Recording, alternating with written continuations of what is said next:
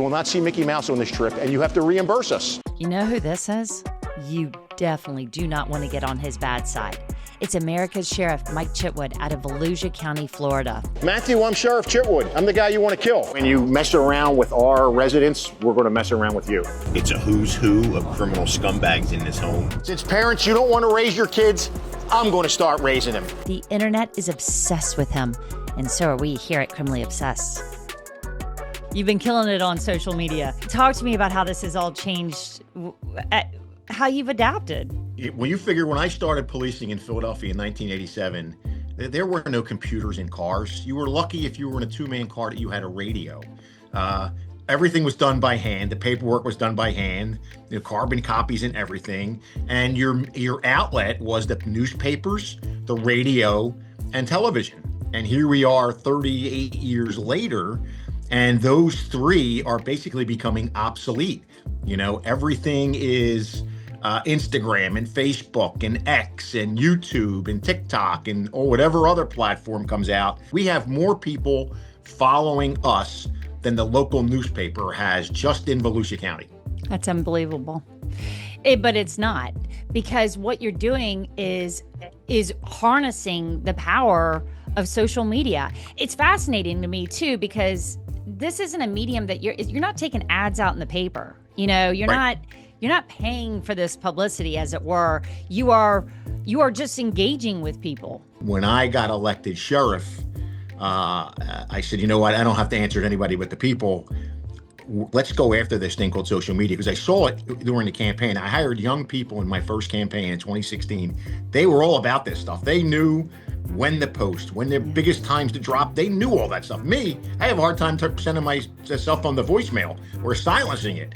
So that was when the wheels started turning. Hey, we really need to build this if I get elected, because there's so much we can do to get our side of the story out there. You can't make up like what you're saying when you get to the airport to talk to those guys. It's not like there's no big edit going on. There's no big production going on. You're literally just walking up to the guys saying, hey, we think that you stole a lot of money. So you get to the airport and you see these guys come down.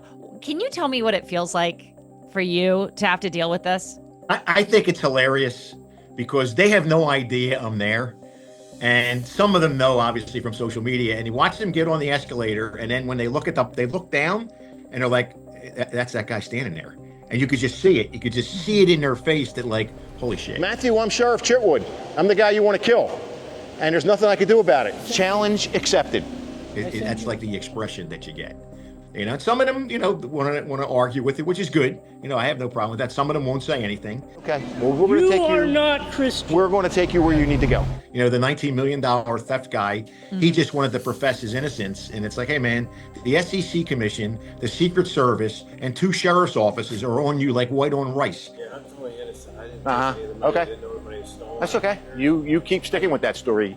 Unfortunately, you have the Secret Service, the Securities and Exchange Commission looking at you. We got you on not only the first charge you have, but the detectives are going to talk. This is Detective Weaver. He's been tracking down everything that you've been doing. You've moved $19 million through your account. He's like, I didn't do it. I didn't do it. She did it. The co-defendant did it. And she said the same thing. He did it. So it's like, okay. But yeah, and we welcome him to the happiest place on earth, our county jail. You're not going to get to meet Mickey Mouse here on this trip, but you're going to get 3 hots in a cot. Across all of our platforms, we touch about almost 650,000 people. To say that I'm furious is beyond. This is the young lady who's $30,000 you took and bought the car and the lawnmower and everything. How does that make you feel? The low-life scumbags coming down the escalator here shortly. Why don't you look me in the eye and tell me why you want me dead? And those platforms are the ones we talked about. Facebook, Instagram, X, YouTube, TikTok. And obviously that's what we're about. Over the past 30 days, our Facebook content has been played or viewed 9.9 million times. That's crazy. They gave this to me. I'm like, what? And they told me it's almost 40%. 10 million times? Almost 10 million times. Our current estimated reach is 2.2 million people. Vast majority of those, 60% of those, are not followers. It's just amazing. I'll tell you a quick funny story. Sunday afternoon, I'm out golfing, and I'm horrible at golf. And as I'm checking in... But you're in Florida. but I'm in Florida, right? There's a bunch of college kids. They're checking in for their tea time as well. And one of the kids turns around, he's looking at me, and I hear him as I'm leaving say to the woman behind the counter, is that guy Sheriff Chitwood? And she goes, yeah. And the kid comes running out. These kids were from Texas. They were here just because, they're getting ready to go back to school and they wanted to spend a couple days in Daytona Beach. And I'm like, you're from Texas? And he's like, yeah, Tyler, Texas. And where is Tyler, Texas at? And how the hell do you know me? He said, well, we follow you on social media all the time. So that floored me that somebody from Texas here for a 4-day or 5-day vacation recognized me from social media. Our armchair detectives out there want to see the report for themselves. They want to go through it. But what you bring to it is information that puts it into context, which I think is so important that we can do. That is a good role that we can say, okay, this is what it looks like, and this is why you're hearing this information right now. So that helps as well, doesn't it? Yeah, well, when you get a body camera footage and you see a 5-second or a 10-second snippet, they're pulling the worst part out of there to show you to fire up the public. And when police have to use force, it never looks good. But if you see the entire 5-minute episode, it puts it into context. Oh, now I know why this happened, because for the 4 minutes and 30 seconds prior, the guy was acting like a clown, attacked the deputy, and the deputy fired back and jumped on and did whatever, tased him.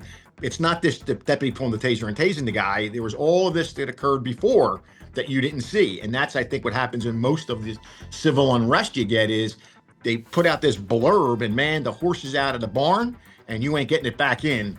You're never going to control that medium after that. That message is done. You're never going to get that corralled. If you're going to peddle the poison in the city of Deltona, we are coming to get your ass. It's a fine balance, isn't it? I mean, there is this power that you're harnessing with social media right now, but it's also can be weaponized. One of the things I love when we get criticized is somebody who was a police officer for a cup of coffee, 5 years, 2 years, 7 years. And they have all this knowledge in the world. And I always say to myself, when you cross the 20 mark, when you've done this for 20 years, then I'll listen to you. But until then, you're just here for a cup of coffee. You don't know, you didn't learn anything. Your first 5 years, you don't know what the hell is going on. Well, Sheriff, you have not held back when you have spoken about cases and you get fired up about certain cases. To take you through the timeline, I want to start out by saying that this father is a human piece of garbage and he's a lying sack of shit. I don't think there's a penalty on this earth that could ever fit for the crime that was committed here. How do you decide which one needs to go on social media? What is it that makes you want to get this out there, get this message out there? I think you have to look at who the victim was. That plays a key role in that. And then look at how egregious, how above and beyond was this. This isn't somebody who went in the store and stole, a 6-pack of beer and walked out. This is somebody who committed a $19 million multi-victim fraud, and there's money laundered all over the place. And we believe that you're a low-life scumbag for what you did. Actually, I didn't take the minute. I think you should tell that to the judge. One of the first ones we did was a guy named Mark Fugler. He was a professor at Embry-Riddle University. He was trusted by a family, and so much so he was like a great uncle to this family. And he was slowly grooming this little girl that he was watching. And eventually he had her watching pornography and sitting on his lap and all these other things. And he was arrested for that.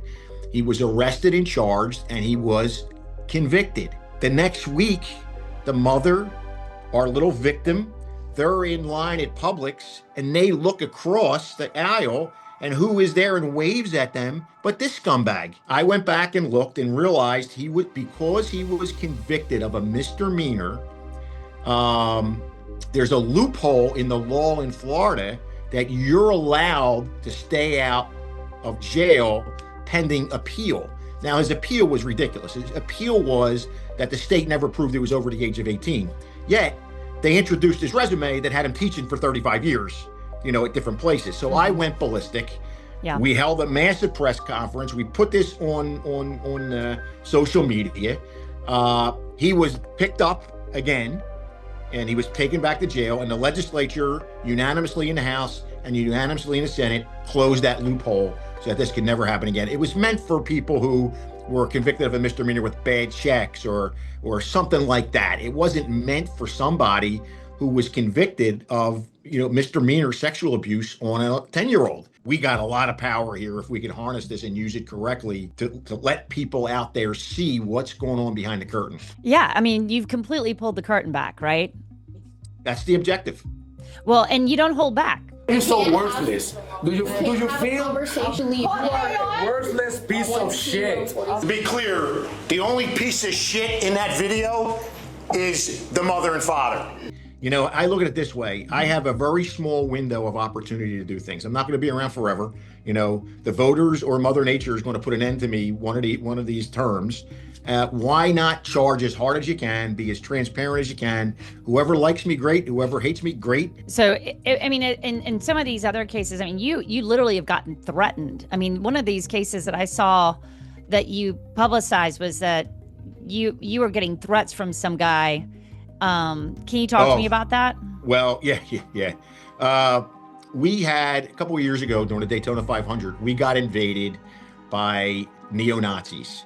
And the reason behind this press conference today is when you're trying to crush a radical group of cowardly scumbags, unity and sunshine destroy it. These scumbags came to the wrong county. Who decided they were going to spread their word of hatred of Jews, blacks, and gays. And they kind of took over the Ped Bridge outside of our speedway. They had all these signs up there about death to Jews, and you name it, it was out there. And then they had a projector that scrolled on the side of the speedway, all these anti-Semitic messages that it actually looked like, if you didn't know, you would think the speedway was scrolling them. That's how good the projector was. And then that night, they went into our neighborhoods. And they dropped Ziploc baggies with wood chips in it, with messages inside there, death to the Jews, death. And so when people came out of their house in the morning, opened their door, these things were laying there. So there was a lot of fear in our neighborhood, in our community, because they hit like 6 cities here. So we were able, through great intelligence work of my folks, to identify 6 of these players. And on a Tuesday morning after this 500, I held a press conference, and I invited everybody, whether you were a Jew, whether you were a Muslim, whether you were a Catholic, Baptist, whether you're a non-believer, whatever. I said, we can't have this, because if they come after one group, just like the German preacher said, when they came for the Unionists, I said nothing. When they came for the Jews, I said nothing. And when they came for me, there was nobody left to say anything. So that was something I really thought about. So we held a press conference, and we put up their pictures and their criminal histories. It was a rogues gallery, these 6 individuals we were able to identify. Child pornography, rape, aggravated assault with a firearm, DUI. I mean, when you saw these criminal histories, like, oh my God. So we put that up there, and man, it wasn't 5 minutes after that press conference that my communications center started to blow up. I learned what doxing was. I had no idea what doxing was. You're going to dox me and make me unelectable? Go for it. You came to the wrong county. I stand with my Jewish friends, and I'm honored to be on your hit list. It's an honor to be sought after by a bunch of punk thugs like you. They were able to get my cell phone number, my father's cell phone number, my mother's cell phone number. My one daughter who's still at Chitwood, they got her cell phone number. They tracked her down where they worked. They swatted our homes. Oh my God, that's terrifying. It was unbelievable to say the least. I knew, and my father knew from doing it, that nobody's coming after to get you. They published directions to my house via Google Earth, how to get to my house with I-95 and I-4, and they showed it. So with the help of my intel unit and the FBI and HSI, they started tracking these threats.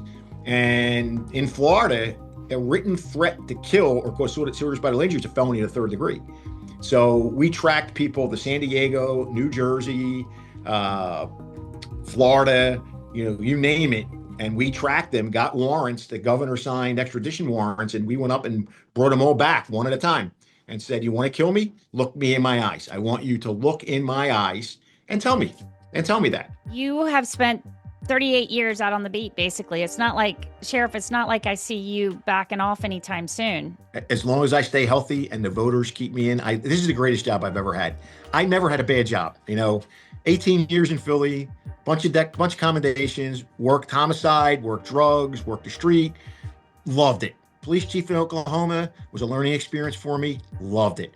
Daytona Beach, fell in love there, absolutely. And being the sheriff, though, down here it's a little bit different. Down here, the sheriffs derive their authority from the state constitution.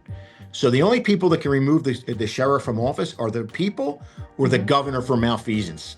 Other than that, you work with the county council to get your budget, and then you go to work. You don't ever have to explain your pursuit policy. Yeah. You don't have to explain your press conferences. You don't have to explain who you fired. It's unbelievable to be able to do that. Yeah, it's really like they let you loose. I mean, they're like, please, Sheriff, help us figure out what to do down here. I'm sure some of my good friends on county council would like to muzzle me, but hey, they can't do it. I wanted to tell you how much we appreciate you talking to us today. Sheriff, the work you're doing is fascinating, and we're following you and what's going on. You got any message for the criminals out there?